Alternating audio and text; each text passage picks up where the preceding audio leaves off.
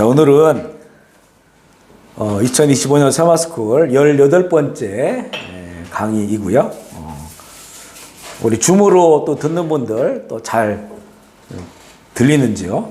확인해 주시고요. 우리 지난주에도 17번째 강의 예배와 예배자에 관한 말씀을 나누었고, 우리 지난주에는 예배가 무엇인가, 예배에 대한 정의도 함께 나누었고요. 또 우리 성경에서 가장 중요한 예배자 다윗의 예배도 나누었고, 또 이사야 6장을 통해서 이사야가 그 천상에서 드려지는 예배를 참여하게 되잖아요. 그래서 6날개를 가진 천사들, 2날개 얼굴을 가리고 2날개는 자기 발을 가리고 2날개 날개짓 하면서 거룩하다 거룩하다 만군의 주 여호와 하나님 그 영광의 권능이 충만하도다, 그렇게 예배하는 모습들을 보면서 우리도 이렇게 예배는 정말 나의 얼굴을 가리고 또 우리의 죄와 허물인 발을 가리고 하나님의 온전한 성품을 찬양하는 거다. 그래서 예배의 정의는 하나님의 이름에 합당한 그 영광을 우리가 올려드리는 거다. 이게 이제 진정한 예배다라고 하는 것을 지난주 또 나누었고, 또 지난 주일에도 또 같은 그런 내용의 말씀을 우리 나누었습니다. 오늘은 이제 18번째 강의고 예배와 예배자 동일한 그런 주제인데요. 오늘은 이제 우리가 지난번에는 구약을 모델로 해서 예배에 대해 나눴으면, 오늘은 이제 신약에서 보여주는 그런 그 예배, 진정한 예배가 무엇인가, 이 부분에 대해서 좀 나누고자 하는데요. 우리 먼저 우리 신약 성경을 보면 로마서에 하나님을 예배하지 않는 세상에 관해서 나와요. 그 내용을 한번 우리 읽으면서 나눌게요. 먼저 로마서 1장 18절로 25절까지인데 조금씩 읽어보면서요. 이제 읽다가 좀 멈추고 또 좀 내용을 전하고 이렇게 할게요. 우리 먼저 하나님의 진노가부터 읽어보겠습니다. 시작. 하나님의 진노가 불의로 진리를 막는 사람들의 모든 경건하지 않음과 불의에 대하여 하늘로부터 나타나는. 자, 여기까지 읽어볼게요. 하나님의 진노가 있다는 거죠. 하나님 진노하신 하나님이다. 그런데 이 무엇에 대해 진노하는가? 불의로 진리를 막는 사람들, 그리고 모든 경건하지 않는 것, 그 불의에 대하여 그 진노가 어디서부터 나오냐? 하늘로부터 나타난다. 하늘로부터 세상 가운데 하나님의 그 진노가 있다는 거죠. 그 진노가 이제는 우리가 이제 막 몸소 경험되어지는 것으로 와요. 그래서 어떤 재앙, 뭐 자연의 재앙이든지 어떤 기후의 재앙이든지 아니면 어떤 그 사회가 깨지는 거죠. 그래서 전쟁이 일어나고 또 가족이 깨지고 사람들은 상처받고 이런 모든 것들이 다 이게 이제 하늘로부터 임한 그 하나님의 진노인데, 그 진노가 왜 임하는가? 그 다음 구절 읽어볼게요. 이는부터 읽어볼게요. 시작. 이는 하나님을 알만한 것이 그들 속에 보임이라 하나님께서 이를 그들에게 보이셨느니라.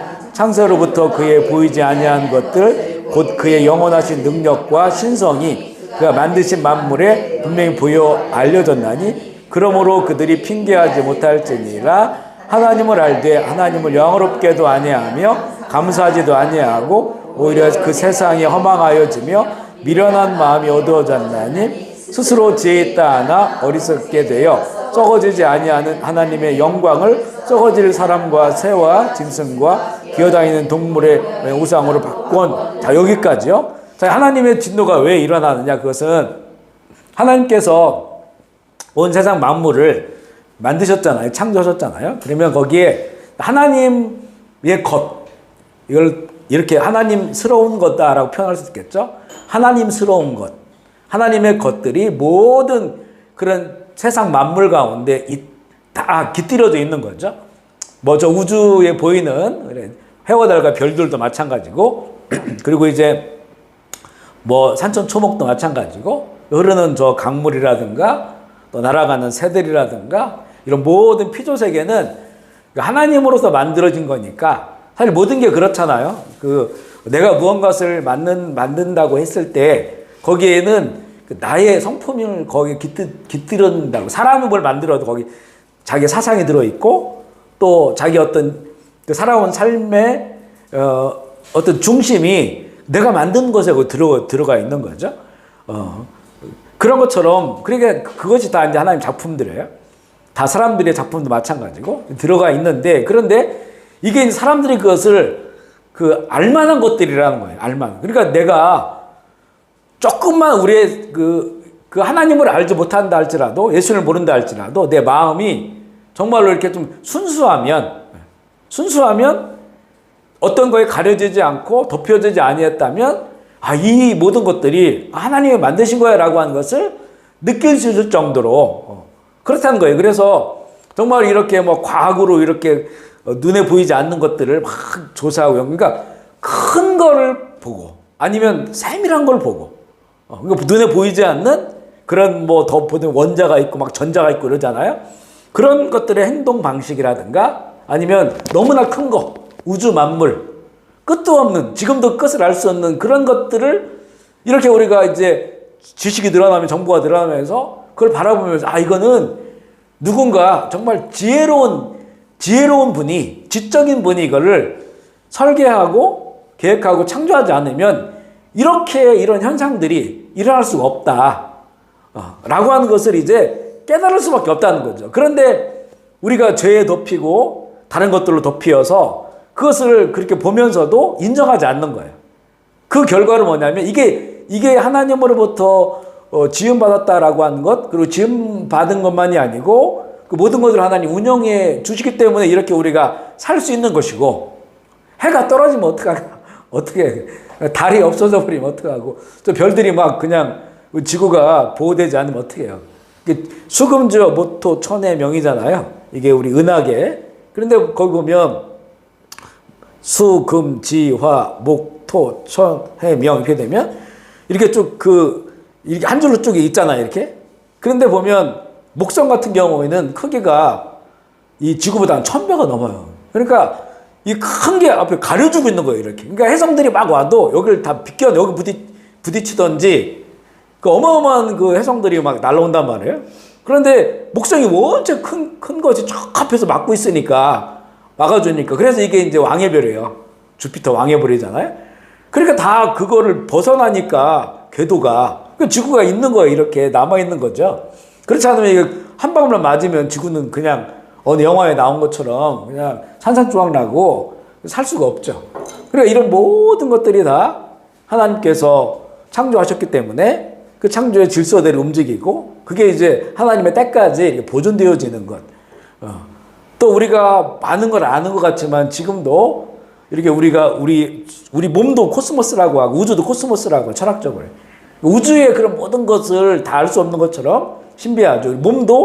이 몸이 어떻게 기능하는지 이런 거 우리 멀쩡할 때는 모르는데, 여기 뭐 우리 성교사님 한번 귀 이런 것들이 안 좋아가지고 어지럽고 그런 얘기를 해보면, 병원에 가보면 귀하고 뇌하고 이게 얼마나 차이가 있어요. 그죠?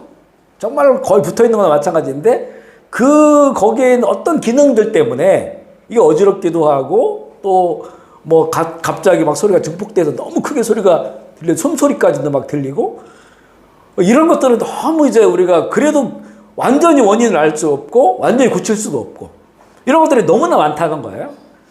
새로운 생명이 탄생하는 신비라든가, 우리가 살아있는 피하고 죽은 피, 어떻게 이건 살아있고 어떻게 이건 죽어있는가, 이런 모든 것들이 너무나 정말 알면 알수록 신비하고, 우리가 어떻게 알 수 없는 것들이 너무 많고, 또 안다 할지라도 그걸 운영할 수는 없잖아요. 우리가 이걸 다 알아도, 피를 다 이렇게 분해해 보니까 뭐 백혈구 적혈구 있다, 이런 거 알아도 그걸 피를 어떻게 만들고 그게 어떻게 살아있고, 이런 것들을 또 우리는 할 수가 없잖아요. 그죠? 그러니까 이런 모든 것들을 알면 알수록, 보면 볼수록 하나님의 이 창조의 그 세계가 있다고 하는 것이에요. 그러니까 뭐 우리 옛날에 그런 얘기 했었어요. 비행기를 타고 가다가 스위스 시계 조종수가 떨어뜨렸는데 부시맨이 이걸 주셨어요. 그러니까 이 부시맨이 주셨는데 이걸 하늘에 떨어졌으니까 이게 어떻게 이게 처음 본 거죠. 이 세계가 이게 뭔지도 모르겠고, 그러니까 이거를 진화론 같으면 이거는 우연으로 만들어졌다. 지구가 막 열대봉 폭발해가지고 그게 이렇게 돼서 이 시계가 만들어졌다. 그렇게 말하는 건 마찬가지. 또 한쪽에서는 어떤 지적인 사람이 이걸 설계해서 만든 거다. 이게 창조론이고.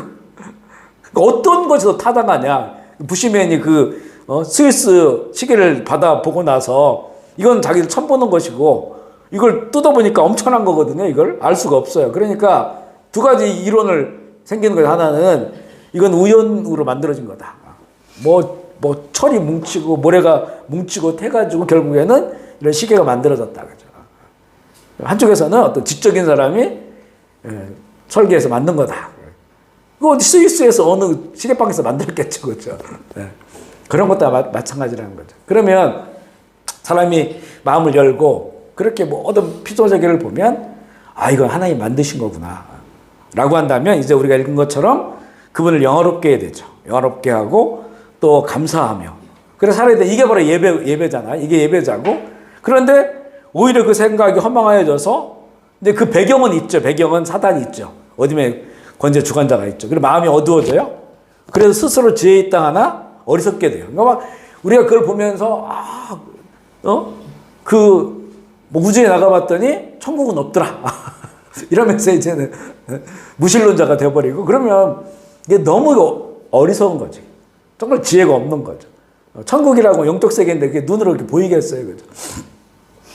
그러니까 이제 그래서 어떻게 되냐, 이제는 썩어질 것.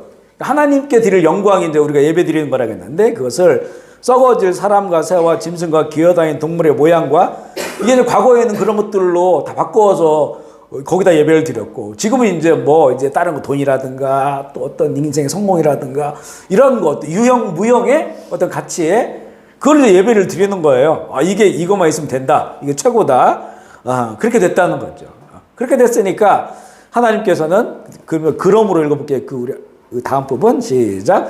그러므로 하나님께서 그들을 마음의 정욕대로 내버려 두사 그들의 몸을 서로 욕되게 하게 하였으니 진리를 거짓 것으로 바꾸어 피조물을 조물주보다 더 경배하고 섬김이라 주는 곧 영원히 찬송할 이시라. 아멘. 이 부분이 되게 뭐라 할까요? 정말 예배자의 마음을 보여줘요. 이렇게 되니까 사람들이 교만하고 어리석게 됐으니까 그래서 그들은 하나님께 드릴 영광과 예배를 다 다른 걸로 바꿔가지고 그렇게 드린단 말이죠. 다 어떤 진리를 거짓으로 바꾸어서 피조물보다 조물주 하나님의 창조주보다 피조물을 더 경배하고 더 섬기는 거예요. 이게 이제 하나님을 예배하지 않는 그런 세상이에요. 하나님은 그것을 내버려두는 게 방치가 아니고 그들 가운데 이제는 우리 복음을 주셨잖아요. 복음을 설명하려고 지금 말하는 거예요. 그들에게 이렇게 이 진리를 아는 자들, 믿는 자들을 주셔서 그들을 통해서 그들을 구원하기 위해서 당장 이거는 심판해야 되는데 그렇지 않고 이것을 유보시키고 내버려둬요. 이걸 거룩한 유기다 이렇게 말합니다. 유기견하면 버린 개잖아요. 거룩한 유기. 그래서 하나님께서 이들을 구원하시기 위해서 그걸 내버려 두는 거예요. 그러니까 그거는 마찬가지예요. 탕자. 분명히 아버지한테 유산을 미리 달라고 하는 거는 당시 이스라엘에서 아버지 죽었다는 거예요. 내 아버지 아니다. 이거나 마찬가지예요. 죽어야 받는 건데 그걸 미리 땡겨달라고 했으니까 아버지 인정하지 않는 거죠. 그렇지만 아버지는 유산을 주고 나가라는 거예요. 그죠? 이게 거룩한 유기, 방치가 아니고 이제 그걸 통해서 그들이 진정한 아버지, 창조주를 깨닫고 돌아올 수 있도록 기회를 주시는 거죠. 그런데 여기서 보면 하나님의 진리를 거짓 것으로 바꾸어 피조물을 조물주보다 더 경배하고 섬김이라 라고 하고 그 한 구절 주는 곳 영원히 찬송할 이시로다. 아멘이시죠. 이게 예배자예요. 예배자. 그러니까 모든 세상이 하나님을 예배하지 않아요. 이렇게 돌아가고 있어요. 그렇지만 나는 하나님을 예배한다는 거예요. 그 하나님의 창조를 인정하고 또 이럼에도 불구하고 이들을 구원하시려고 하는 하나님의 그 사랑, 예수 그리스도의 구속의 은혜를 우리가 받아들이고 인정하고 오직 의인은 믿음으로 말미암아 살리라. 이게 로마서의 가장 강력한 외침이잖아요. 그걸 붙잡고 살아가는 예배자는 이런 세상 속에서 주는 곳 영원히 찬송할 이시로다. 우리의 우리가 예배할 분이다라고 그렇게 이야기하고 있는 것이죠. 그래서 이 로마서에 보면 하나님을 예배하지 않는 세상을 드러내면서 이들이 왜 하나님을 예배하지 않는지도 이렇게 드러내고 있잖아요. 하지만 나는 하나님을 예배한다라는 거죠. 예배한다. 이렇게 이제 로마서가 시작이 되는 겁니다. 두 번째는 이제 신약의 예배인데요. 신약의 예배는 이제 예수님께서 예배를 가르쳐 주셔요. 그런데 어디서 가르쳐 주시냐면 뜻밖의 이 수가성 여인과의 대화 중에서 예배를 가르쳐 주셔요. 그러니까 이 수가성 여인은 우리가 이렇게 쉽게 이 여인을 이렇게 좀 치부할 그런 대상이 아니에요. 사실 이 이야기의 그 스토리가 있잖아요. 예수님께서 이 예루살렘에 계시다가 이제 갈릴리로 가야 되는데 이 지름길은 사마리아를 거쳐가는 길이었어요. 사마리아. 그런데 사마리아는 우리 북이스라엘의 과거의 수도가 사마리아였단 말이에요. 북이스라엘이 멸망하고 아시리아가 다른 민족들을 사마리아에다가 갖다가 이렇게 이주시켰어. 그리고 북이스라엘 사람들은 또 다른 나라에 분산시켰단 말이에요. 그러니까 이게 혈통이 섞여버렸어요. 혈통이 섞였어요. 남유다 왕국은 그래도 유다 지파죠. 이 지파가 혈통을 지키면서 살았는데 북이스라엘은 그렇게 섞여버렸으니까 이 사마리아 사람들이라고 하면 그냥 이 정통 유대인들은, 정통 이스라엘 사람들은 이 사람들이 유대인 아니다 이렇게 취급하는 거예요. 이방인이다 이렇게 취급해요. 그러니까 그 갈릴리를 갈 때도 그 사마리아를 안 거치는 거예요. 이 사람들은 부딪히기 싫어하죠. 그래서 뺑뺑 며칠을 더 돌아가지고 가는 거예요. 근데 예수님은 이런 유대인들, 정통 유대인들의 정통을 깨고 사마리아를 간단 말이에요. 사마리아를 통해서 갈릴리로 가는 그 코스를 선택해요. 그래서 가다 보면 수가라고 불리는 성이 있어요. 그 수가성에서 성 밖에 우물이 있는데 야곱이 이제 팠다는 거 우물이에요. 그 우물에 대낮에 그때 마침 이제는 제자들은 음식을 구하러 상황으로 들어갔고 예수님 혼자 거기 계시는데 물동이를 진 여인 하나가 나와요. 왜 보통 이제 아침이나 저녁에 시원할 때 물동을 치고 나오는데 한낮에 물동을 치고 나온단 말이에요. 여인이 뭔가 이제 사연이 있는 거죠. 그러면서 이제 예수님께서 그 여인에게 나한테 물을 달라. 이것도 굉장히 파격적인 거예요. 유대인 여자에게도 말을 안 걸어요. 정통 유대인들이. 근데 이방인이라고 취급되어지는 그 여인에게 말을 먼저 건다고 하는 거는 굉장히 파격적이에요. 그러니까 여인도 놀라죠. 왜 나에게 말을 거느냐. 이렇게 이제 대화를 하다가 물을 들어왔으니까 목마르지 않으려고 들어왔잖아요. 목마름에 관한 그런 주제로 이야기를 해요. 그래서 내가 물 들어왔다. 그 물을 나에게 달라 이렇게 말을 걸면서 시작이 된 거예요. 내가 주는 물을 마시면 영원히 목마르지 아니한다. 그러니까 영원히 목마르지 않는 물이 있다고 하니까 그걸 나도 마시게 해달라. 그래서 이렇게 대낮에 물을 안 길러 오게 이렇게 얘기하니까 그때 예수님께서 이 여인에게 네 남편을 데리고 와라. 갑자기 그런 거예요. 그러니까 여인이 난 남편이 없다. 얘기하니까 예수님께서 맞다. 너에게 있었던 5명의 남편도 네 남편이 아니고 지금 있는 남편도 네 남편이 아니다. 이렇게 얘기를 하는 거죠. 그러니까 깜짝 놀란 거죠, 여인이. 왜냐하면 자기의 모든 인생을 자기의 어떤 메마르고 목마른 인생을 예수님께서 다 꿰뚫어 보고 계시니까 이거 최소한 선지자다. 처음 만난 분이고 얘기도 안 했는데 그런 것 때문에 부끄러워가지고 사람 만나기 싫어서 대낮에 나온 거 아니겠어요? 그런데 이제 이 물에 대한 대화를 하다가 남편 얘기가 나오고 자기의 모든 스토리를 다 알고 있는 거야. 그러니까 이제는 이분은 최소한 선지자다. 그거 한번 읽어볼게요. 여자가 시작.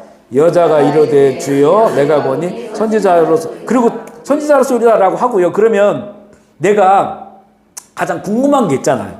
궁금한 게. 만약 지금 예수님이 우리 가운데 오셨다. 문을 열고 들어왔다. 제일 묻고 싶은 게 뭐예요? 그냥 우리 예수님한테 예를 들어서 세상적인 거 질문하지 않을 거예요. 세상적인 거. 어디가 싸게 팔아. 이런 거 안 물어볼 거예요. 그죠? 차 사야 되는데 무슨 차가 좋겠어요? 부동산을 사야 되는데 이런 거 안 물어볼 거예요, 사실. 예수님 만약 온다면 최소한 우리에게 영적 갈망이 있는 우리라면 예수님 오신다고 하면 뭔가 영적인 거를 물어볼 거예요. 예수님, 천국은 어떻습니까? 이렇게 물어본다든가. 하나님을 어떻게 만날 수 있습니까? 라든가 뭔가 영적인 거, 뭐 니고데모가 와가지고 영생에 대해서 물어보는 것처럼 그렇게 물어볼 거란 말이야. 근데 이 여자는 뭘 물어? 예배에 대해서 물어보는 거야. 그러니까 이 여인이 진정으로 그가 5명에 6명 남자를 막 바꿔가면서 이렇게 살았던 게 뭔가 그 안에 갈증이 있었는데 그게 본인은 진짜 예배를 드리고 싶었던 거야.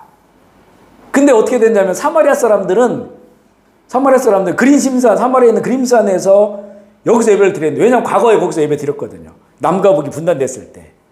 예루살렘에 있는 사람들, 유대인들은 아니다, 예루살렘 성전에서 예배를 드려야지. 무슨 그림산 예배, 이거는 가짜다. 서로 그것 때문에 싸우고 있었던 거죠. 그러니까 이 여인이 사마리아 사니까 그림산에서 예배를 드리면서도 야, 이거 아니라고 하는데 도대체 어디서 예배를 드려 하나님 받으실까? 그러니까 이 여인에게는 좀 예배에 대한 갈증이 있었던 거죠. 갈증이. 그러니까 예수님께서 이야기하시, 좀 더 읽어볼게요. 우리 조상들부터 읽어보겠습니다. 시작. 우리 조상들은 이 산에서 예배하였는데 당신들의 말은 예배할 곳이 예루살렘에 있다 하더이다. 예수께서 이르시되 여자여 내 말을 믿으라. 예루살렘에서도 말고 아버지께 예배할 때가 이르리라. 너희는 알지 못하는 것을 예배하고 우리는 아는 것을 예배하노니 이는 구원이 유대인에게서 남이라. 아버지께서 참되게 예배하는 자들은 영과 진리로 예배할 때가 오나니 곧 이때라. 아버지는 자기에게 이렇게 예배하는 자를 자, 여기까지 읽을게요. 여기서 이제 예수님 이 여인이 이 북쪽 그림산에서 예배를 드려야 되느냐 아니면 예루살렘 예배를 드려야 되느냐, 이렇게 우리가 막 싸우고 있는데 뭐가 맞냐라고 물어보니까 예수님께서는 때를 얘기해. 때, 장소를 말하는 게 아니고 그 너희가 예배하는 그것도 아니고 예루살렘도 아니고 너희가 아버지께 예배할 때가 올 것이다, 이렇게 얘기해요. 그때는 이제 예수님이 이 땅 가운데 오셔서 구원의 일을 하실 그런 때로 우리가 이제 알 수 있는 거고, 너희는 알지 못하는 걸 예배하고 우리는 아는 것을 예배하는 구원이 유대인에게도 나온다고 하는 것은 뭐냐면 이게 아브라함과 다윗의 후손 예수 그리스도, 이게 이제 유대의 지파죠. 그 이름으로 온다고 하는 그것을 일단은 이야기를 하고, 그리고 아버지께 참되게 예배하는 자들은 영과 진리로 예배할 때가 오나니 그러죠. 영과 진리로 예배할 때. 그러니까 영과 진리로 예배해라라고 하는 게 아니고 영과 진리로 예배할 때가 온다라고 말합니다. 그러면서 곧 이때라고 예수님이 지금 말씀하신 이때라고 하죠. 예수님의 때를 얘기하는 거고, 아버지께서는 자기에게 이렇게 예배하는 자들을 찾으신다. 하나님은 지금 예배하는 자를, 이렇게 예배하는 자를 찾으신다는 거예요. 그러니까 그 때가 돼서 영과 진리로 예배할 때가 와서 영과 진리로 예배한 자를 찾으시는데, 지금도 너희들은 그림산에서 예배드리고 남쪽에서는 예루살렘에 예배드리는데 이런 예배가 이게 온전한 하나님 찾으신 예배가 아니라는 거예요. 하나님 찾으신 예배할 때가 왔다. 그리고 그때에는 영과 진리로 예배하는 것이다, 이렇게 얘기해요. 좀 읽어볼게요. 하나님은 영이시니, 시작. 하나님은 영이시니 예배하는 자가 영과 진리로 예배할지라. 여자가 이르되 메시아 그리스도라 하는 이가 오실 줄을 내가 아노니 그가 오시면 모든 것을 우리에게 알려주시리라. 예수께서 이르시되 네가 말하는 내가 그라 말하죠. 그러니까 여기서 보면 이제는 이 예수님의 이야기를 듣고 이 여인도 맞다, 그리스도가 온다면 이 모든 궁금한 거, 또 이 모든 것들을 다 그분이 이루어 주실 것이다. 그리고 우리가 알 것이다. 그리고 예수님도 그걸 얘기한 것이고요. 그러면서 예수님이 말씀하시죠. 네가 말하는 내가 바로 그다, 그리스도다 라고 하는 거예요. 그리고 여기서 말하는 영과 진리로 예배하는 것은 그리스도가 이 땅 가운데 오셔서, 아직은 십자가를 지지 않으셨어요. 십자가 지시고 부활하시고 모든 것들을 다 이루셨을 때, 이제는 그 예수 그리스도를 믿음으로, 또 그분의 이름으로 드리는 예배가 영과 진리로 드리는 예배예요. 우리 이거는 기억해야 돼요. 우리가 드리는 예배는 영과 진리로 드리는 예배다. 아멘이시죠? 그러니까 우리 예배가 육체적인 예배가 아니라는 거예요. 육체적 예배. 육체가 와서 예배를 드리지만 우리의 예배는 영과 진리로 예배를 드리는 것인데, 사실 영과 진리는 오직 예수 그리스도 안에서만 함께하는 거예요. 진리는 예수 그리스도, 예수님이 나는 길이요 진리요 생명이다 말하니까 예수님이 진리예요. 진리인데 그 예수님이 진리인데 예수 그리스도를 우리가 진정으로 믿을 때 성령이 임하잖아요. 이걸 거듭난다기. 성령이 임하지 않으면 우리 거듭나지 않는 거죠.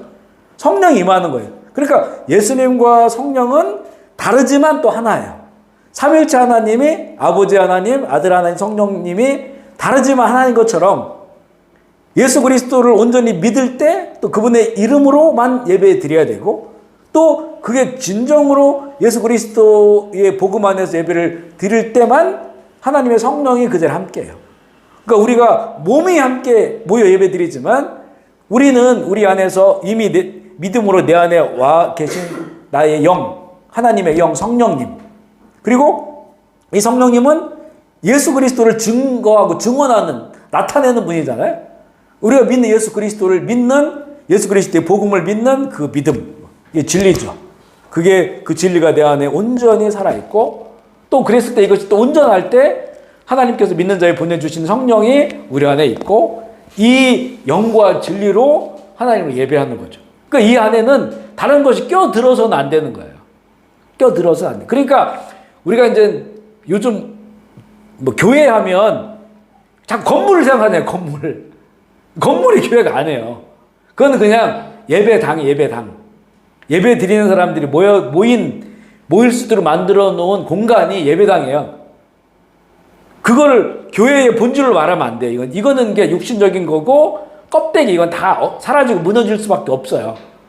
그러니까 진정한 교회는 뭐냐? 그거는 진리와 영, 내 안에 그 예수 그리스도 믿는 믿음으로 진리가 내 안에 계시고 그 믿음이 온전하여 성령님이 내 안에 함께 계셔서 그 사람이 교회예요.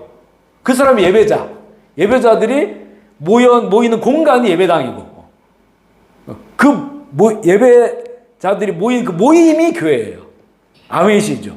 이게 진정한 교회의 본질이에요. 그래서 이 하나님께 드린 예배는 영과 진리로 예배를 드리는 것이지 우리 어떤 육신적인 이런 걸로 드리는 게 아니에요. 그러니까 우리 예배 드릴 때는 최선을 다해서 나에게 주신 예수 그리스도의 복음을 자꾸 우리가 기억하고 그것을 감사하고 그걸 주신 분께 영광을 돌리고 또 우리 안에 믿음으로 말미암아 살아계신 성령님께서 그 복음과 함께 하나님을 찬양하고 예배할 수 있는 그런 그 태도와 자세와 자리를 우리가 만들어야 된다는 거죠. 만들어야 된다. 그래서 결국 이제는 신학의 예배는 장소의 예배가 아닙니다. 장소의 예배가 아니에요. 이거는 우리가 이제 영과 진리로 하나님 영이시니까 영으로 된 예배를 받으시는 거예요. 그래서 마음을 다하자는 것이 우리가 거듭난 사람은 영이 우리 마음과 함께 하고 있어요. 이렇게. 함께. 그러니까 하나님을 사모하고 하나님을 바라보고 그분을 예배하고자 하는 그런 우리 심령을 가지고 있다는 말이죠. 그것을 다 아는 거예요. 근데 보면 우리가 세상 속에 살잖아요.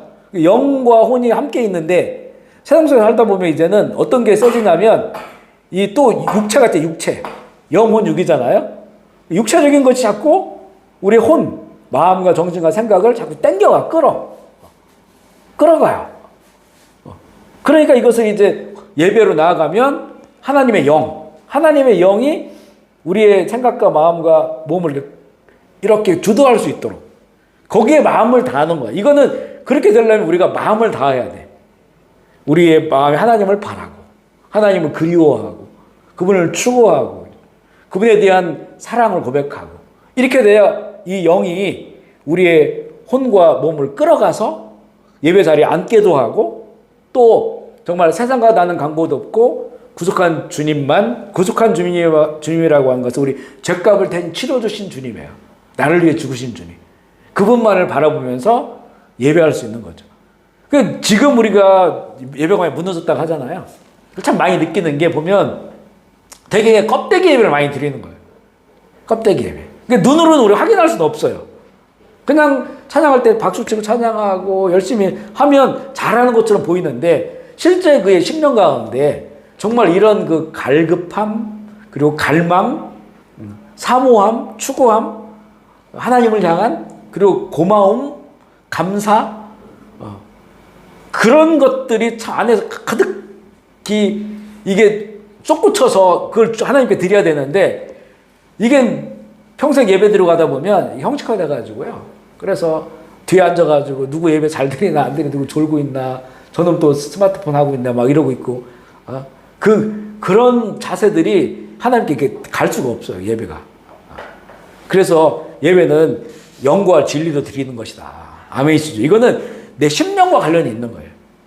내 심령과 껍데기만 와 있지 말고 내 중심이 거기로 와 있고 주님을 향해 살 수 있는 한 집중력, 세상적으로 말하면 굉장한 집중력을 가져야 돼. 예배 가운데 집중력. 저도 지금도 그걸 막 애쓰고 있거든요. 그래서 누가 예배를 잘 드렸냐 못 드렸냐 저는 모르겠어요. 그렇지만 저는 내가 오늘 예배에 최선을 다했느냐 못 드렸냐 이거는 제가 알죠. 뭐 늘 예배 드리면 부족한 감들이 있지만 그런 집중력들이 굉장히 중요하다는 거죠. 그래서 어지간하면 뭐 주변 들리는 소리들 할 수 있는 채널을 다 꺼놓으려고 저도 사실은 생각보다 굉장히 민감한 사람이거든요. 예민한 놈이에요. 민감한 사람이야. 다 들리고 다 느껴져요. 저희 집안도 약간 음악성도 있고 해가지고 그래서 거슬리고 막 이런 것들이 있어요. 그런데 그래 기도를 많이 한 거예요. 아까 이제 매립장 얘기했는데 그 매립장 우리 사역하시는 우리 권사님도 보면 처음에 막 그 냄새 때문에 하루 종일 앉아 있으니까 막 머리 아프고 막 이러잖아요. 그죠? 그런데 어느 날부터 그게 둔감해진 거예요. 둔감해져. 그러니까 그 사람들을 사랑하니까 냄새가 점점 안 나기 시작하고 또 그 냄새가 나도 이제는 그게 역겹지 않고 그렇게 되는 거죠. 둔감해져. 그러니까 그곳에서 일할 수 있는 거죠. 그런 거 마찬가지예요. 되게 민감하고 예민해요. 저도. 근데 하나님을 더 바라보고 하나님을 향한 어떤 마음을 더 드리기를 원하고 그분을 더 사랑하려고 하는 마음이 있으니까 이런 것들이 다 스위치를 끄는 것처럼 그냥 꺼져버려요. 그게 점점점 그게 잘 돼요. 잘 돼요. 그러니까 한눈 안 팔게 되고 그런 거가 거슬리고 그런 것들이 막 이렇게 자꾸 내 속에 있으면 예배드리기 힘들거든요. 되게 힘들어요. 밖에서 막 우리 예배드려 보면 이렇게 2부 예배 때는 아이들 막 떠들고 이런 소리도 전혀 많이 들려고 했거든요. 거의 들려도 그냥 그게 이제 생각을 움직이지 못해. 마음을 빼앗아가지 못하게. 그렇게 이제 집중력을 가지고 하나님을 바라보고 예배를 드리는 거죠. 그랬을 때 참 누리는 은혜가 참 많아요. 돈 주고 살 수 없는 그런 것들이 있어요. 우리가 이제 뭐 힐링한다고 하면 어디 좋은 데 가가지고 이렇게, 그죠? 바닷가 앞에서, 이러면 힐링하고 그렇잖아요. 근데 예배를 우리가 정말 영과 진리로 예배를 드리면 정말 그 위로가 있어. 하나님이 주시는 위로가. 위로 받으려고 예배 드리는 거 아니라겠죠? 그런데 하나님의 그 영광을 높여드리는 건데 또 하나님께서 예배원 찾으신다고 했잖아요. 그죠? 예배원 자를 찾으셔요. 찾으면 하나님께 거기 함께 하셔요. 그 함께 하심에 그 열매들이 있어요. 은혜들이. 그 중에 하나가 우리가 참 평안해지고 영혼의 안식을 누리고 행복을 느끼게 되고 그렇게 된단 말이에요. 그 이거는 정말 어디서 살 수 없는 그런 것들을 느끼게 되죠. 그러니까 우리가 이게 이 힘든 세상도 이기며 살아갈 수 있는 힘이 그걸 통해서 또한 공급받는 그런 은혜를 주시는 거예요. 그래서 예수님께서 말씀하신 우리 신앙의 예배는 그는 영과 진리의 예배인데 그 중심에는 오직 예수 그리스도. 예수 그리스도가. 예수 그리스도가 오셨을 때 바로 이때다라고 말씀하신 것처럼 오직 예수 그리스도. 예수 그리스도를 떠나서는 영과 진리 예배 드릴 수가 없죠. 아멘이시죠? 네, 그 다음에 이제 또 신학의 다른 부분들을 보면 시와 찬송과 신령한 노래로 화답하며 이렇게 예배 드리라고 나와요. 예배서 5장 17절 21절 읽어볼게요. 시작. 그러므로 어리석은 자가 되지 말고 오직 주의 뜻이 무엇인가 이해하라. 다한 것이니 성령으로 충만함을 받으라. 시와 찬송과 신령한 노래들로 서로 화답하며 너의 마음을 주께 노래하며 찬송하며 범사의 우리 주 예수 그리스도의 이름으로 항상 아버지 하나님께 감사하며 그리스도를 경외함으로 피차 종하라. 딱 이렇게 예배가 어떤 그 집중력을 가져야 되는지를 보여주고 있어요. 그래서 오직 술 취하지 말라 이런 방탕한 것이 이게 술 취함과 성령 충만을 이렇게 대비하고 있단 말이죠. 그러니까 뭔가 이 성령 충만이라고 하는 것도 술 취한다고 하는 거는 술을 취하면 술을 그냥 일반 좀 마시는 게 아니고 술을 취하는 것을 표현하면 술을 많이 마시면 사람이 보면 어떤 이성이나 이런 것도 벗어나잖아요. 되게 막 담대해지기도 하고 또 흥분도 하고 막 기분도 막 좋아지기도 하고 그렇단 말이죠. 근데 성령이 우리가 근데 충만한 이게 성령이 사람의 영이 아니잖아요. 하나님의 영이 충만하니까 우리가 막 가슴 벅차고 기쁨이 일어나고 그 전에 내가 아닌 듯한 그 느낌들이 와요. 그래서 이 사도행전 2장에 보면 처음에 초대교회 그 성령이 임했을 때 그들이 문을 열고 나왔을 때 사람들이 술 취했다 이렇게 얘기했잖아요. 그러니까 술 취한 거나 성령에 충만한 거나 현상이 비슷하게 나타날 수 있다는 거죠. 그리고 거기에다 방언까지 하니까 뭐 이상한 말을 하잖아요. 술 취하면 사람들이 막 이상한 말을 많이 하잖아요. 그죠? 혼자 떠들고. 그것처럼 보였다는 거예요. 그러니까 이게 우리가 예수 그리스도의 영으로 성령으로 충만했을 때 우리 안에 뭔가 우리의 어떤 그 껍데기를 초월하는 육신을 초월하는 그런 어떤 그 감성이나 그런 것들이 우리 안에 있을 수 있어요. 그러니까 보면 보통 이제 세상의 노래도 제가 전에 이제 보면 한 번씩 봤던 게 불의의 명곡을 봤거든요. 불의의 명곡. 거기 보면 불의의 명곡은 참 노래를 작품화 시켜가지고 이렇게 아주 최선을 다해서 그 가수들이 부르는 걸 보면 되게 어떤 때는 감동돼 그 노래를 들으며 그 노래 그리고 막 사람들도 거기 있는 사람들 울기도 하고 그런 일들이 막 보여진단 말이죠. 그러니까 뭔가 근데 거기 벗어나면 또 똑같이 세상 속에 있는데 그 자리에서 느끼는 어떤 그건 감정이죠. 감정적인 거예요. 그런데 성령께서 우리에게 임하시고 성령 충만하면 우리에게 감동이래요. 감동. 이 감동은 사실 우리에게 뭐라 할까요? 정말 이렇게 다른 데서는 얻을 수 없는 그러니까 그런 감동적 노래를 듣고 잠시 눈물을 흘리고 감정에 충만했던 이것과는 다른 뭔가 막 우리의 무너진 것들을 새롭게 하고 우리 어떤 본질적인 것들을 이렇게 세워나가는 그런 기쁨과 그런 감사함의 그런 세계들이 예배 가운데 있다는 거죠. 그래서 그것을 여기는 뭐라고 표현하면 시와 성령 충만하면서 시와 찬송과 신령한 노래들로 서로 화답하며 이렇게 나오거든요. 그래서 시, 찬송, 신령한 노래 다 이게 이제 찬양과 찬송 이런 것을 이야기하는 거죠. 그러니까 우리가 예배 드릴 때 이 찬양이 얼마나 중요한가를 우리가 알게 되고요. 이것이 성령 안에서 충만하게 이렇게 하나님께 올려드리는 거예요.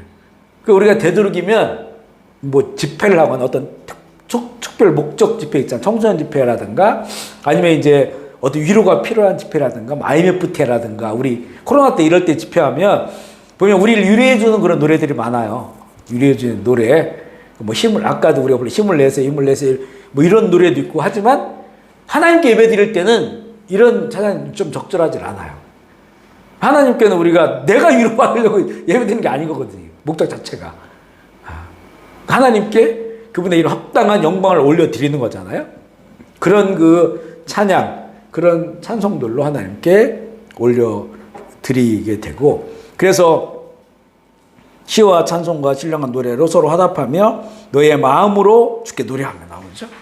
마음으로 주께 노래. 입술로만 노래하셔는 안 된다는 거예요. 마음으로 노래하고 찬송하며 범사에 우리 주 예수 그리스도의 이름을 항상 아버지 하나님께 감사하며 그러니까 감사하며 그 문을 열고 시편에 나오잖아요.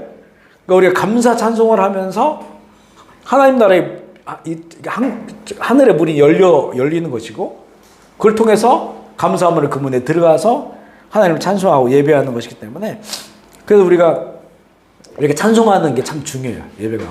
그 찬송을 마음을 다해야 됩니다.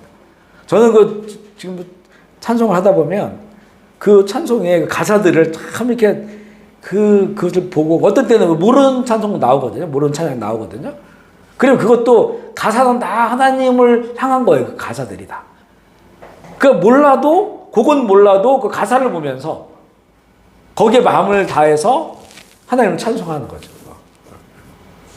그래서 보통 이제 뭐 새 노래로 주를 찬양하려 하잖아. 이 새 노래는 새로 지은 노래 이런 의미보다는 내 마음에서 영혼에 터져 나오는 걸 말해요. 똑같은 노래를 불러도 옛날 7080 노래를 찬양을 불러도 그게 내 마음을 다하고 그 한 구절 한 구절 가사에 우리 감사의 마음과 또 하나님을 영광 올려드리는 그 마음을 다한 그런 내용들을 가지고 찬양을 하면 그게 바로 내 영혼에서 터져 나오는 그런 새 노래의 찬양이 되는 거죠. 우리에게 그래서 이런 그 예배 가운데 부르는 찬송, 찬양 중요하고 마음을 다해야 된다. 그래서 참 중요한 게 보면 눈치를 보지 말아야 돼요. 사람들 눈치를 보지 말아야 돼요. 저는 그래서 막 눈을 꼭 감고 하잖아요.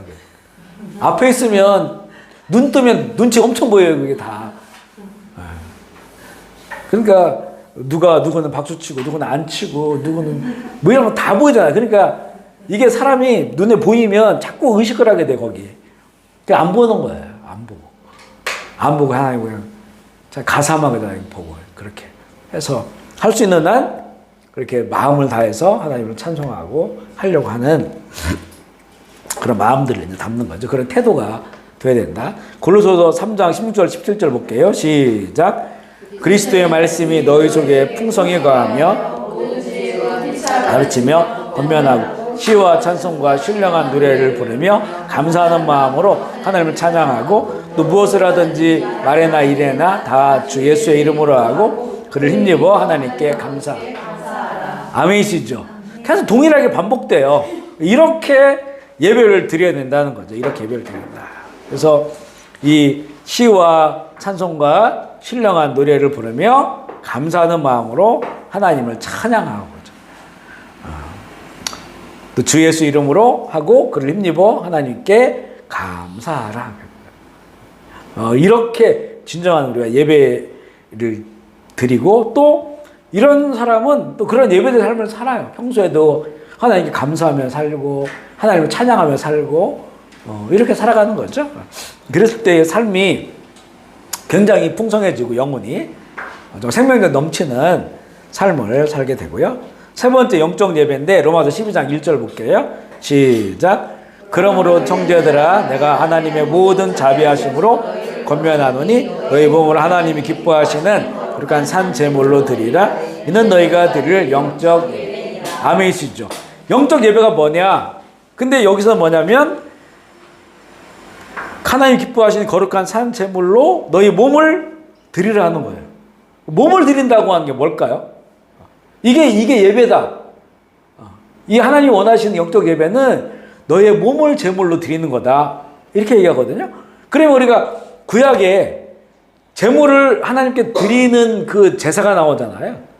그러니까 제물을 데리고 와서 거기서 멱을 따가지고 피를 다 쏟고 그리고 이제 제사 방식이 5개 방식이 있는데 그 방식에 따라서 대부분은 그냥 배를 가르고 속에 있는 거 꺼내고 각을 뜨고 이거를 버릴 건 버리고 나머지는 태워서 드려요. 피는 쏟고 그리고 그 고기는 태워드리고 그래서 그 향기를 하나님 받으신다 이렇게 되는 거잖아요. 또 몸을 드리는 것이 영적 제사다라고 하는 것은 결국에는 성경이 말하는 그 사람의 몸이라고 하는 것은 영과 혼과 육을 가지고 있는 그런 사람을 이야기하죠. 그러니까 하나님께 우리가 나가 예배 드린다고 하는 것은 하나님 앞에서 우리의 영과 혼과 몸을 다하여 예배 드리는 것, 산 제물처럼 드리는 것이고 그리고 예배자는 내가 살아가는 삶 가운데서 하나님의 말씀을 나의 영과 혼과 몸을 다하여서 하나님의 뜻과 말씀을 따라 살아가는 그런 삶을 말해요. 그래서 그 다음 구절이 뭐냐면 너희가 이 세상을 분별하라고 나오죠. 그래 하나님의 선하시고 기뻐하시고 온전한 뜻으로 세상을 잘 분별하며 살아라. 이렇게 나와요. 그러니까 하나님이 기뻐하시고 온전하시고 선하신 뜻을 따라서 그 하나님의 말씀을 따라 살아가면서 그 삶을 가지고 또 주님 앞에 나와서 제물을 태워드리는 것처럼 그렇게 하나님께 나의 모든 것을 다 이렇게 온전히 올려드리는 것이 바로 하나님이 기뻐하시는 영적 예배다. 그런데 우리가 늘 얘기하는 것처럼 우리가 우리의 믿음, 하나님을 향한 우리의 그 믿음, 그러나 그 믿음대로 우리가 완벽하게 살지 못한다고 얘기했죠? 살지 못해요. 그래서 부족하기 때문에 우리를 온전하게, 완전하게 구원하시는 하나님께 나와 예배 드리는 거라겠죠. 그렇지만 그 예배자가 부족하다고 해서 그 하나님의 뜻과 말씀을 벗어나거나 그걸 버린다든가 이러면 예배자가 될 수가 없는 것이고, 그걸 완벽하게 살 수는 없지만 하나님의 뜻과 말씀 그 방향을 향해서, 그죠? 그 말씀과 뜻을 무시하지 않고 부패하지 않고 그 방향을 향해서 살아가면서 또 주께 나와서 우리가 산제물을 드리는 것처럼 우리의 영과 혼과 몸을 주 앞에 전심으로 그렇게 찬양하며 기도하며 예배하며 하나님께 나아가는, 하여튼 이 예배에 대해서 성경은 항상 얘기가 뭐냐면, 쉽게 우리가 세상 말로 하면 최선을 다하라는 거예요. 하나님께 예배를 드릴 때 마음을 다하고 또 생명을 다하고 전심으로 최선을 다해 하나님을 예배해라. 그 하나님께 그 예배를 그런 예배자를 찾으시고 그 예배자를 기뻐 받으신다. 이렇게 말씀하고 있습니다. 우리 잠시 쉬었다가 이어서 할게요. 이어서 하겠습니다. 예. 세 번째 보면 이제 신학의 예배를 하고 있거든요. 세 번째는 요한계시록의 예배인데, 이 요한계시록의 이 예배, 자, 우리가 지향해야 될 예배인데, 먼저 이 사도 요한이 처음에 본 거가 4장에 나와요. 하나님의 보좌에서 드려진 예배를 보는데, 이게 4장, 이거부터 읽어볼게요. 4장 8절로 11절입니다. 시작. 네 생물은 각각 6날개를 가졌고 그 안과 주위에는 눈들이 가득하더라. 그들이 밤낮 쉬지 않고 이르기를 거룩하다 거룩하다 거룩하다 주 하나님 전능하신 이여, 전에도 계셨고 이제도 계시고 장차 오실 이시라 하고, 그 생물들이 보좌에 앉으사 세세토록 살아계시는 이에게 영광과 존귀와 감사를 돌릴 때에 24장로들이 보좌에 앉으신 이 앞에 엎드려 세세토록 살아계시는 이에게 경배하고 자기의 관을 보좌 앞에 드리며 이르되 주 하나님이여, 영광과 존귀와 은혜를 받으시는 것이 땅하오니 만물을 지으신지라 만물이 주의 뜻대로 있었고 또 지으심을 받았나이다 하더라. 그러니까 그 요한계시록이 보면 1장에 예수님이 나타나요. 반모섬에서 그 유배되어 있는 그런 사도 요한에게 이제 노인이던 거예요. 노인, 나이가 많이 먹어 노인 돼서 예수 그리스도의 복음을 전하다가 당시에 이제 로마의 그 도미시안 황제, 그때가 60년대에 네로 황제, 90년대 도미시안 황제 때 엄청 핍박이 심했거든요. 불같은 핍박이죠. 그래서 유배를 당해 반모섬으로 왔는데, 그때 이제 예수님께서 찾아오시고 부활하신 예수님께서, 그러면서 이제 2장 3장에는 아시아에 있는 교회들에게 편지해라라고 하면서 그 교회들에 관한 말씀들을 주셔요. 물론 7교회에 대한 것이 다 지금 우리에게 주시는 말씀인데, 그러고 나서 4장이 시작되면서 4장은 반모섬이 아니고 이 사도 요한이 성령에 감동돼서 하늘로 올라가요. 이렇게 하늘로 올라가서 하나님 보좌에서 예배를 드리는 그 장면을 보는데, 여기 보면 참 이게 재밌는 게 6날개 가진 생물들이 나오잖아요. 이게 우리 지난주에 이사야서 읽었을 때 똑같아요. 6날개 가진 그러니까 이사야 시대나 사도 요한의 이 시대는 이게 수백 년 차이가 난단 말이에요. 이사야가 아마 BC 700년 정도인데, 이때는 이제 뭐 AD 1년 정도니까, AD 100년 안팎이니까 한 700년 이상의 차이가 나요. 그런데 하나님 보좌는 영원하니까 이사야가 그 6날개 가진 생물들이 예배하는 걸 받고 그걸 기록해 놨죠. 사도 요한이 똑같이 6날개 가진 생물들이 하나님을 예배하는 것을 봐요. 그런데 그 내용도 똑같아요. 이 이사야서가 본 건 거룩하다 거룩하다 만군의 주 여호와 그 영광의 권능에 충만합니다, 그런 내용이잖아요. 이 사도 요한이 본 것도 거룩하다 거룩하다 주 하나님 전능하시니요, 그죠? 전에도 계셨고, 이건 창조주 하나님, 이제도 계시고 살아계신 하나님, 장차 오실 이 모든 이 역사를 끝내실 그런 하나님에 대해서 찬양을 하면서 그분의 영광과 존귀와 감사를 돌릴 때 이게 예배라겠죠. 그리고 또 나와요. 24장로들이 보좌 앉으신 이에게 엎드려 세세토록 살아계신 이에게 경배하고 자기의 관을 보좌 앞에 드리며, 이 관은 각자가 하나님의 나라를 위해 그들이 살아온 삶에 대한 영광의 면류관이에요. 면류관을 받았는데 자기 면류관을 들여서 벗어서 하나님께 드리는 거예요. 그러니까 이 예배가 사실 우리 지금 신약이 드려야 될 예배거든요. 그러니까 우리가 예배 드릴 때 우리 지난주에 나눈 것처럼 정말 예배자들이 잘못된 자세가 뭐냐면 무언가를 받으러 오는 자세. 예배를 통해 내가 뭔가를 얻겠다, 은혜 받겠다, 치유 받겠다. 이 자세는 이 신약의 예배의 자세가 아니라는 거죠. 오히려 이제는 한 주 동안 하나님의 말씀으로 내가 이제 살았어요. 그러면 이제 그 말씀이 내가 하나님 인정하시는 그런 삶이라면 하늘나라에 나의 면류관이 쌓여요. 그죠? 나의 그런 그 이야기가 쌓인단 말이에요. 이게 성경에 나와요. 악을 쌓아놓지 말고 선을 쌓아놓으라는 거예요. 그러면 하늘에서 그걸 다 기억해요. 그러니까 이게 이제 그것이 결국 나의 면류관이 되는 거거든요. 그러니까 물론 우리가 한 주 동안 잘못 짠 것도 있지만 내가 예수 그리스도의 이름으로 또 그분 때문에 내가 참지 못할 걸 참았어. 그리고 주의 마음으로 누굴 축복해 줬어요. 용서해 줬어. 그리고 작은 거지만 내가 누굴 도와줬어. 예수의 이름으로. 이런 것들이 다 쌓였단 말이에요. 그게 나의 면류관이야.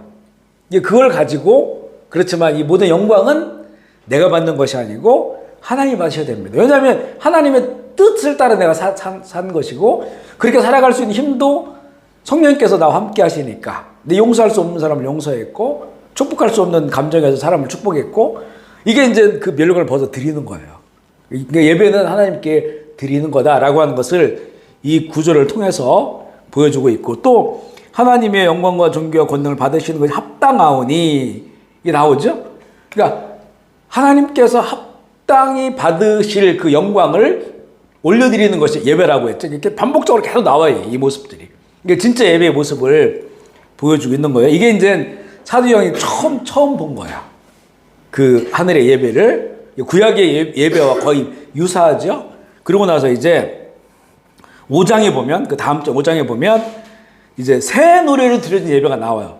이게 우리 신약의 성도들이 예배 드려야 될 가장 중요한 주제인데 5장 9절로 14절 읽어볼게요. 시작.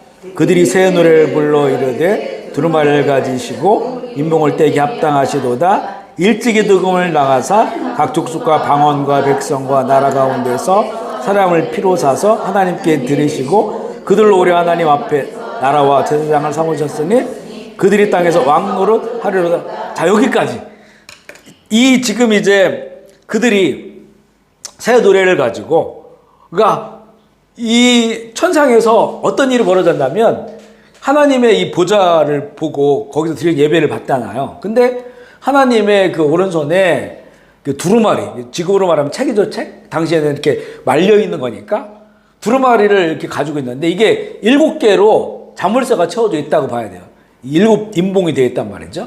그런데 그 두루마리 안에 글씨가 써 있는데 이거는 엄청 중요한 거야. 이걸 펼쳐서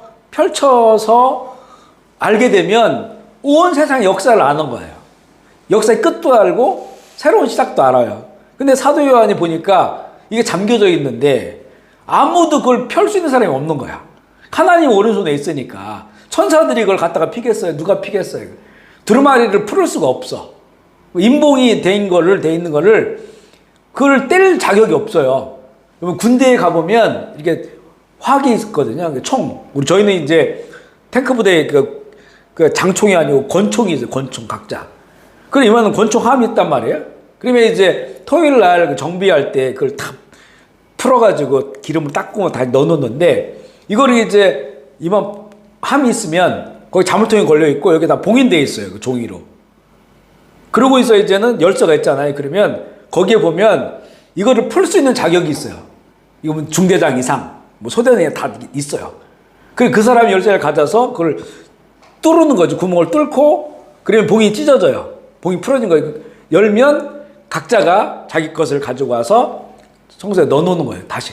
그러니까 이게 개인화기니까 그거는 이제 뭐 그 내무 부대장이나 이런 사람들이 푸는 건데 이제는 더 신박한 거. 나중에 뭐 핵무기 이런 거는 대통령만 그걸 풀 수가 있잖아요. 대통령만. 그걸 풀 수 있는 자격이 대통령만 있단 말이에요. 그래, 단추를 누르면 이제 핵무기가 발사가 되는 거죠. 그런데 하나님의 그 오른손에 하나님의 계획을 가지고 있는데 이걸 누가 풀겠어요? 그래서 사도 요한이 막 울었어요. 너무 이제 이걸 알고 싶은데 알 수가 없으니까. 근데 그때 어린 양, 일찍 죽임을 당한 것 같은 상처받은 어린 양이 거기 있는 거예요. 그러면 장로가 얘기해요. 이분이 그걸 풀 것이다. 이분이 이제 어린 양 예수 그리스도죠. 그래서 어린 양 예수 그리스도께 이 하나님의 오른손에 있는 그 두루마리를 이렇게 드려요. 그분이 그걸 받으셔요. 예수님이 받는 거예요. 그랬을 때 이 천상에서 노래를 불러요. 새 노래로 새로운 예배가 시작돼요. 그때 어린 양에게 모든 권세가, 모든 천국과 음부의 모든 권세, 세상의 모든 역사의 권세가 그분에게 이제 이양된다라고 하는 거죠.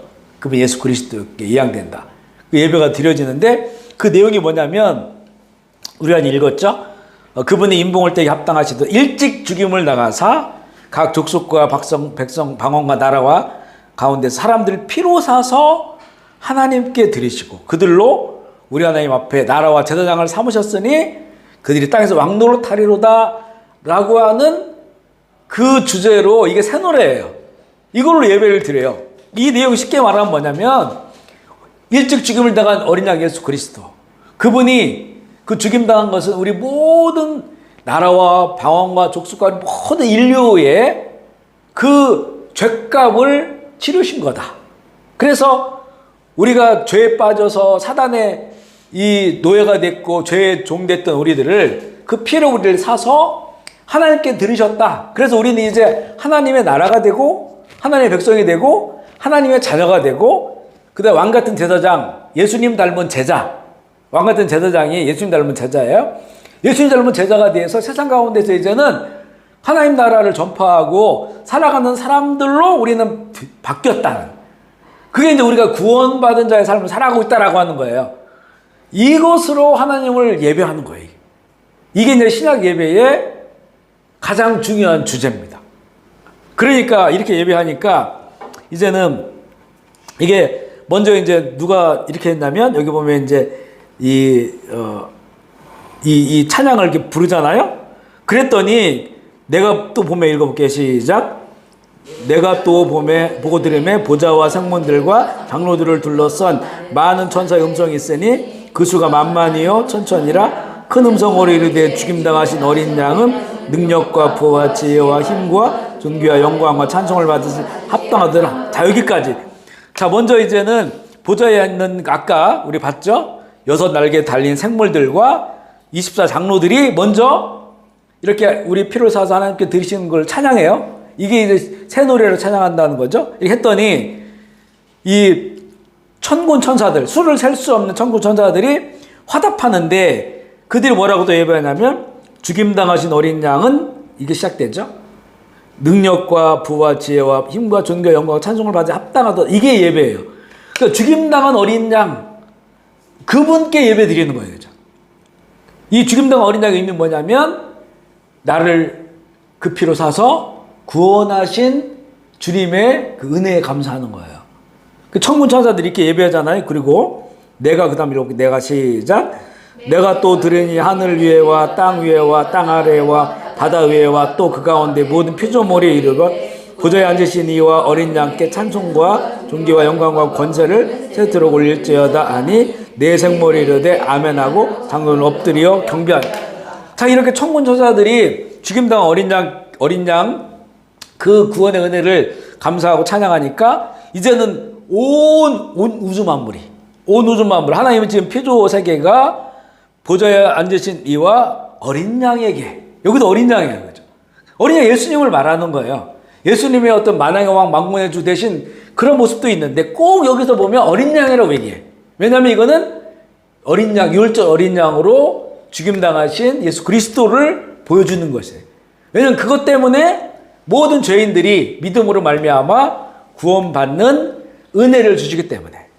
그래서 이제 그 존귀와 영광과 권능을 세세토록 돌릴지어다. 이게 이제 새 노래로 드리는 예배예요. 그러니까 모든 내 생물과 장로들이 아멘 하면서 이제는 이 구원의 감사, 우리가 영원히 죽을 수밖에 없었는데 어린 양 예수 그리스도께서 내 죄값 치르셔서 우리를 살아나게 하신 구원받은 것에 대해서 감사하고 감격해요. 근데 잘 보면 여기서 예배드리는 자들 있잖아요. 그러니까 이 하늘의 네 생물 6날개, 그다음에 24장로, 그리고 또 천군 천사들, 예수님이 십자가에 죽으신 게 이분들 때문에 죽으셨나요? 아니죠. 이분들은 이미 구원받은 게 아니라 그냥 영원토록 보좌에 찬양하는 사람들이에요. 그러니까 이 사람들이 하나님을, 예수님의 그 십자가의 구원의 은혜를 찬양하는 거는 이건 객관적인 사실에 대한 찬양이죠. 이 사람들은 이미 영원한 생명을 누리고 있기 때문에 죄값 치르신 예수님 그것과는 무관한 거예요, 사실은. 객관적 사실에 대해서 찬양하는 거예요. 그러면 우리는 뭐예요? 우리는 그 객관적 사실이 아니고 주관적인 그 은혜로, 하나님의 은혜로 말미암아 예수님의 은혜로 구원받은 주관적인 체험과 믿음을 가지고 있는 사람들이잖아요. 그러니까 이 땅의 성도들이 마땅히 이 새 노래로 찬양해야 된다는 거죠. 아멘이시죠. 그래서 우리의 예배의 주제는 뭐냐면, 구약에서는 거룩하다 하나님 성품이죠. 그리고 신약은 이제는 그 거룩함으로 우리를 거룩하게 하신, 예수님께서 우리 죄값을 대신 치루어서 우리를 거룩하게 하신, 하나님의 자녀 삼아주신 그 은혜를 감사하고 찬송하고 예배하는 게 우리 이 땅에, 그러니까 인류의 역사가 끝날 때까지 이 신약의 성도들이 예배 드려야 될 예배 주제라는 거죠. 그래서 이 내용이 너무 중요해요. 그래서 우리가 하나님께 나와 예배 드린다 했을 때 예배 주제는 항상 이것 이해해야 됩니다. 우리가 이제 늘 헌금하고 기도를 할 때 보면 항상 같은 얘기지만 왜 그 같은 기도를 똑같이 하냐면, 죄악 가운데 태어나서 죄만 지고 살다가 영원 지옥불 던져줄 수밖에 없는 우리를 하나님의 사랑으로 예수님 피값으로 날 대신 구원하신, 그걸 늘 감사하잖아요. 똑같이 하잖아요, 그거를요. 왜냐하면 이게 우리 예배 주제이기 때문에 그래요. 이거 외에는 없어요. 뭐 나에게 건강 주셔서 감사하다, 이런 거는 우리 예배의 주제가 될 수가 없어요. 나를 치유해서 감사하다, 무슨 부자 되게 감사, 이런 건 우리 예배의 주제가 될 수가 없어요. 이건 그냥 우리 하나님을 믿는 사람들로 하나님께서 이렇게 공급해 주시는 그런 은혜가 있다면 그 우리가 감사할 수, 얼마든지 그건 일상에도 감사할 수 있고, 하지만 하나님께 예배 드리는 거는 그런 게 아니고 우리 죄의 문제가 해결된 거. 그래서 영원히 지옥불에 떨어질 수밖에 없는 나를 하나님의 자녀 삼아 주시고 예수님 닮은 제자 삼아 주셔서 하나님 나라가 되게 하시고 그 나라를 이루는 데에 그 일을 위해 우리가 살아갈 수 있다고 하는 그 것에 대해서 예배 드리는 거예요. 아멘이시죠? 이거는 우리가 변치 말아야 된다라고 하는 거예요. 온 하늘의 생물들도, 천군 천사들도, 온 피조세계가 그것을 노래하고 있는데 막 정작 그 은혜를 누리는 우리는 엉뚱한 걸 가지고 예배드리는 거예요. 엉뚱한 걸 가지고. 우리는 이게 정말 주관적으로 우리에게 들어온 진리거든요. 14장에도 같은 내용인데 14장 1절에도 5절 읽어볼게요. 시작. 내가 보니 보라 어린 양이 시온산에 섰고 그와 함께 14만 4천이 서 있는데 그들의 이마에는 어린 양의 이름과 그 아버지의 이름이 쓴 것이 있더라. 내가 하늘에서 나는 소리를 들으니 많은 물소리와 같고 큰 노래소리와도 같은데 내가 들은 소리는 물 타는 것 같다. 그들이 보좌 앞과 내 생물 장로들 앞에 새 노래를 부르니 땅에서 속량함을 받은 14만 4천 밖에 능히 노래를 배울 자가 없더라. 이 사람들은 여자와 더불어 야냐하고 순결한 자라. 어린 양이 어디로 인도하든지 떠나가는 자, 사랑 가운데서 속량함을 받아 처음 익은 열매로 하나님과 어린 양께 속한 자들이니 그 입에 거짓말이 없고 흠이 없는 자.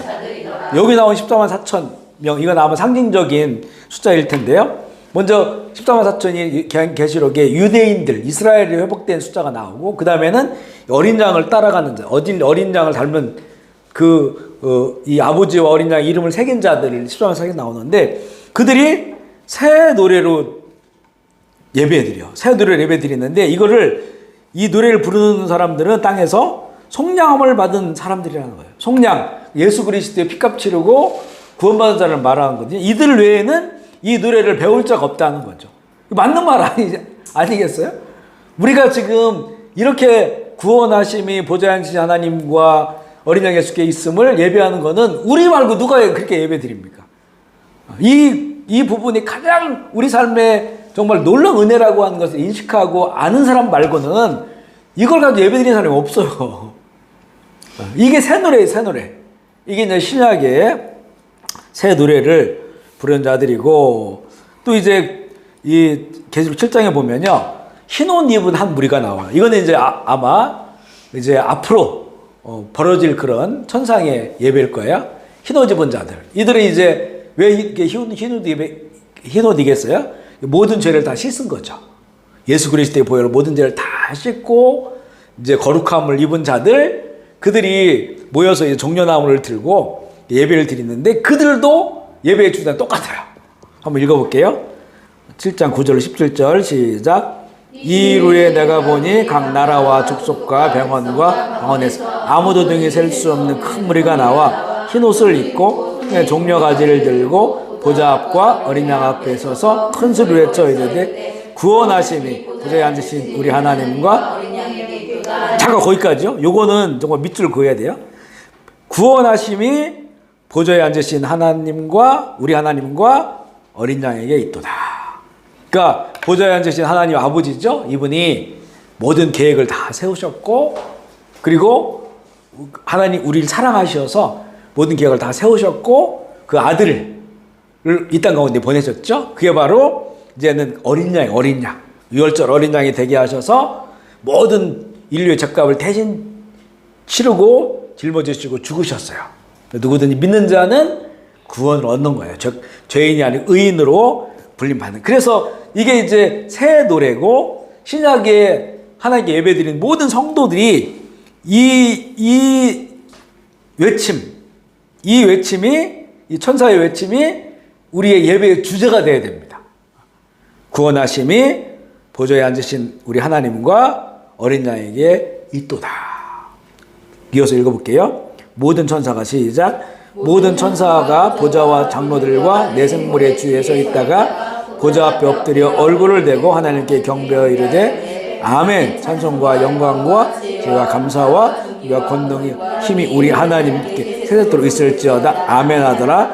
장로 중 하나가 응답하여 나에게 이르되 인자들이 누구며 어디에서 왔느냐? 내가 말하기를 내 주여 당신이 아시나이다 하니 그가 나에게 이르되 이는 큰 환난에서 나오는 자들인데 어린 양의 피에 그 옷을 씻어 희게 하였으니라. 그러므로 그들이 하나님의 보좌 앞에 있고 성경에서 밤낮 하나님을 섬기매 보좌에 앉으신 이가 그들의 장막을 치시리니 그들이 다시는 줄이지도 아니하며 목마르지도 아니하고 해나 아무 뜨거운 기운에 상하지도 아니하리니 이는 보좌 가운데 계신 어린 양이 그들의 목자가 되사 생명수샘으로 인도하시고 하나님께서 그들의 눈에서 눈물을 씻어 주실 것입니다. 아멘이시죠? 이 흰 옷 입은 자가 누구냐? 그랬더니 어린 양의 피에 그 옷을 씻어 희게 된 사람들이에요. 그러니까 예수님을 믿었다는 거죠. 믿고 그 믿음으로 말미암아 모든 죄에 사함 받아서 이 땅 가운데서도 그걸 찬양하며 예배하며 산 자들이 영원한 아버지의 나라에서 하나님을 예배하는 그런 모습을 보여줘요. 그러니까 왜 이들의 예배는 항상 하나님과 어린 양일까? 왜 어린 양이라고 항상 부를까? 여기에서 이제는 우리의 그 죄 사해 주심과 그래서 하나님의 자녀 삼아주 의롭다 인정하시는 그 은혜를 얘기하기 위해서요. 이것처럼 더 큰 은혜는 없습니다. 근데 이게 우리 눈에 안 보이잖아요. 안 보이니까 자꾸 사람들이 이것을 망각해버려요. 예배를 다른 주제를 가지고 자꾸 예배하려고 하고 여기에 다른 걸 막 섞어버리려고 하는 거예요. 섞는 거예요. 그래서 우리가 이제 보면 캐톨릭 같은 경우에는 보면 이제 되게 엄숙해요. 그죠? 그리고 이렇게 그게 그 제의가 되게 많아요. 그리고 그거를 이렇게 참여하면서 보기도 하고 앉았다 일어나서 참 많이 하기도 하고 그리고 이제 캐톨릭도 여러 종류가 있잖아요. 그래서 어떤 데는 의식이 되게 많아요. 의식이 되게 많고 그러다 보니까 이게 뭔가 이 예배 주제를 우리가 주신 게 있는데 자꾸 분산되는 경우가 있고 분산돼. 그리고 이게 우리 개신교 같은 경우는 그냥 장식도 거의 없고 그냥 이제 십자가 어린이 예수 그리스도를 상징하는 십자가만 이렇게 있잖아요. 그래서 우리가 하나님 앞에 나아갈 때는 어떤 게 장로교 합동조 같은 경우 좀 거룩하고 엄숙해요. 그죠? 박수 잘 안 치고 탁 틀에 맞게 이렇게 딱 있어요. 그리고 이렇게 좀 뭐 열린 예배 하는데 이런 박수도 치고 이렇게 한단 말이에요. 근데 어떤 방식의 예배든지 우리 그 예배 드리는 예배차의 중심은 항상 오늘 우리가 지금 반복해서 연속으로 이렇게 읽었던 천상에서 벌어지고 있는 새 노래의 그 예배, 이걸 항상 우리 중심으로 우리가 가져야 돼요. 그걸 할 수 있는 한 이거를 제한하고 이것을 망각하게 하고 할 수 있게 하는 거는 다 제거해야 됩니다. 사실은 제거해야 된다. 그러니까 열린 예배라고 하는 거는 뭐 강단을 낮추고 뭐 드럼을 치고 이런 의미보다는요, 우리가 이 구원의 하나님 어린 양 예수께 나아가는 것에 대해서 방해하는 것을 제거하는 거예요. 그것을 열어놓는 게 열린 예배거든요, 사실은. 그러니까 실제 열린 예배는 우리 마음속에 있어야 돼요. 마음속에. 어떤 형식과 어떤 틀을 할지라도 이 주제만 명확하게 우리 안에 있다면 그 우리가 하나님께 원하시고 기뻐하시는 새 노래로 예배 드릴 수 있는 것인데, 할 수 있는 한 이런 것들을 이제 껍데기, 물론 이것도 중요해요. 전통도 중요하고 틀도 중요해요. 이거 무시할 수 없습니다. 그러나 이것이 오히려 우리가 이렇게 순수하게 하나님을 예배하는 걸 방해한다고 하면 이게 좀 보완이 필요하겠죠. 보완이 필요하다. 근데 무엇보다 가장 중요한 것은 형식보다는 우리 예배자 각자가 한 사람 한 사람 그 속에 있는 이 구원의 은혜를 알아야 되고 이것에 대한 감사, 그리고 이걸 우리에게 주신 하나님께 영광을 올려드리고 일찍 죽임다 어린 양 그분을 의지해서 하나님께 나가서 예배하는 이 이상과 이 이하는 없다. 우리 신학의 예배는 이게 가장 중요하다. 아멘이시죠? 네, 이것을 이제 우리가 마음에 품고 나와서 예배하러 나오셔서 기도할 때도 꼭 나의 죄를 씻어주시고, 또 그래서 내가 지금도 이 죄성이 있고 죄악된 세상을 살아가지만 나를 자녀 삼아주시고 의인으로 인정해주시고 그렇게 불러주시는, 그래서 구원의 길을 가게 하시는, 지금 죽어도 내가 천국 갈 수 있다는 거, 이 엄청난 은혜, 그걸 우리가 생각하면 기도해야 되겠죠. 그리고 마음을 이제는 다 다스리고, 그래 그 구원을 주신 하나님께 마음을 활짝 열고, 그래서 할 수 있는 한 우리가 전심을 다해서 하나님께 그 예배 드릴 때 하나님 그 예배를 기뻐 받으시는 거고, 그게 바로 영과 진리로 드리는 예배임을 알게 됩니다. 여기까지 하고요. 우리 예배에 대해서 다음 한 주 더 이렇게 좀 나누도록 할게요. 우리 시간에 말씀을 생각하시면서 기도하겠습니다.